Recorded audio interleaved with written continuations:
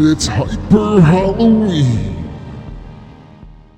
Wrong Turn. Now, here's a movie that caught me by surprise when I first saw it. I didn't expect anything from this movie when I first saw it on the Sci-Fi Channel back in the day, but I'll tell you, I was pleasantly surprised. 2003's Wrong Turn was directed by Rob Schmidt and written by Alan B. McElroy, and it features a group of inbred cannibal killers, also called the Mountain Men in the first movie, that are hell-bent on torturing anyone that comes into their neck of the woods. The film starts off with a rock-climbing couple. The boyfriend makes it to the top before his girlfriend and appears to have left her behind. We soon see his body get thrown off the cliff. Whoever killed him starts to pull his girlfriend up by her rock-climbing rope. She cuts the rope and falls off the cliffside. She's somehow okay and makes a break for her car. She then trips over some barbed wire tripwire and is then pulled away. And while this is just the opening kill, it really does establish how vicious the killers are. We're then treated to an opening that shows a series of missing person articles as well as deformed individuals. We then meet one of the main characters of the film, Chris Flynn, played by Desmond Harrington. He's driving to an important meeting, but gets stuck in traffic due to an accident. He turns around and finds a local rundown gas station. He finds a map that shows a dirt road that could put him on the highway past the accident. Chris drives down that dirt road, gets distracted by a dead deer, and a parked car literally appears out of nowhere, causing him to crash.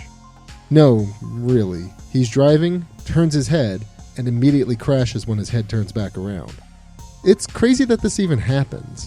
It's even crazier when Chris says he was just coming around the bend. You need your eyes on the road for that. So, I don't know how that worked. Regardless, people from the other vehicle appear from the woods and make sure that Chris is alright.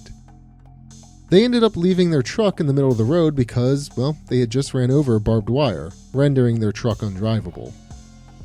The group consists of Jesse, played by Eliza Dushku, Carly, played by Emmanuel Creaky, Scott, played by Jeremy Sisto, Evan, played by Kevin Zegers, I guess, I'm not sure, and Francine, played by Lindy Booth.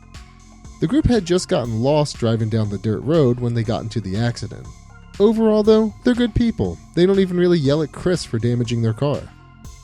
Chris, Jesse, Carly, and Scott decide to walk back to the gas station, leaving Evan and Franny behind. Both groups find something strange while searching and or waiting.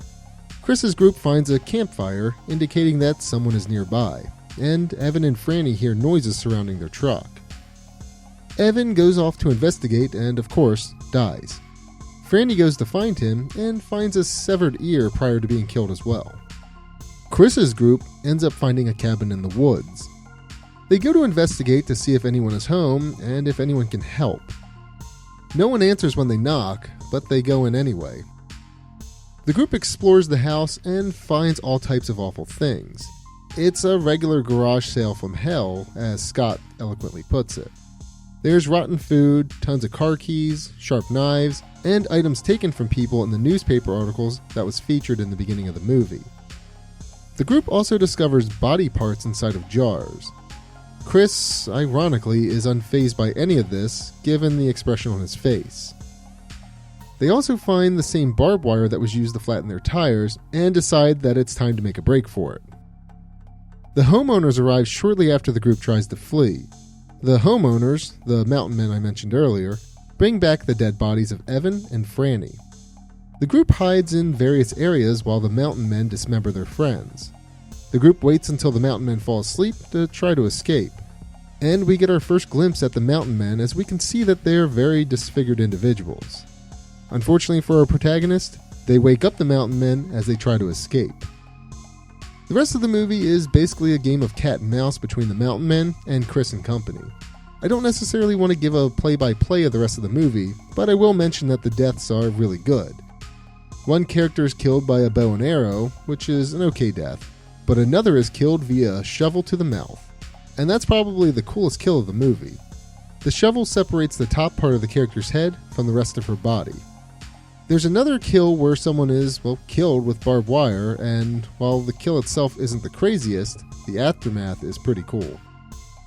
Even though Wrong Turn came out in 2003, I didn't see the film until years later. In fact, I saw Wrong Turn after I saw the 2006 remake of The Hills Have Eyes. When I originally saw Wrong Turn, I called it a better Hills Have Eyes. Well, the remake in this case. Even though I 100% stand by the fact that Wrong Turn is better than the Hills Have Eyes remake, I'm actually going to change my original statement and say that the 2006 Hills Have Eyes is a knockoff Wrong Turn. Now, what I mean by 2006's The Hills Have Eyes being a knockoff of Wrong Turn is that there are a lot of similarities. Both movies start off with a montage of newspaper articles and photos of disfigured individuals. The mountain men and mutated individuals will flatten the tires of any individual driving down the deserted road, and, the most obvious one, both movies feature cannibals. Now, that last one is more of a nod to the original Hills Have Eyes, but you get the point. Wrong Turn suffered from poor reviews when it was initially released. Despite subpar critic reviews though, Wrong Turn was enough of a success to warrant 3 sequels, a prequel, and 2 reboots. I only ever knew about the first reboot, so I'm surprised to hear that there was another reboot that was released in 2021. The second reboot was also titled Wrong Turn and was written by the original writer, Alan B. McElroy. Apparently it was distributed by Saban Films, which really comes as a surprise to me.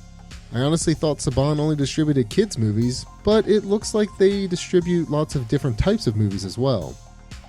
Back to the Wrong Turn series though. The only other Wrong Turn movie I've seen is Wrong Turn 2: Dead End, and I can say that movie was a little out there. It ramps up the violence, but also focuses on the incestual nature of the Mountain family. Gross stuff aside, I do believe that Wrong Turn, the first one that is a good standalone film. And Wrong Turn is also a pretty good slasher film, with some really grotesque and intimidating killers. I 100% recommend this one. Check it out if you're interested.